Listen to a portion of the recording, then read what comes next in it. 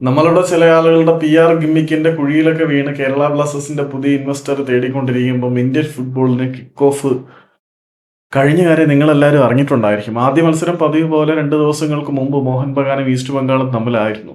അവിടെയാണ് clutch Sahal Abdul സമദിന്റെ performance നമ്മൾ കണ്ടത്. മത്സരം സമനിലയിലേക്ക് നീങ്ങുമായിരുന്നു. പക്ഷേ ആ സമനിലയുടെ പൂട്ട് പൊട്ടിച്ച് മോഹൻ ബഗാൻ സൂപ്പർ ജയൻസിന് വേണ്ടി വിജയ ഗോൾ നേടിയത് സഹൽ അബ്ദുൾ സമദാണ്. അതിനുശേഷം ഇന്നലെ നടന്ന മത്സരത്തിൽ ജംഷഡ്പൂരിന്റെ പടുകൂറ്റൻ വിജയവും നമ്മൾ കണ്ടതാണ്.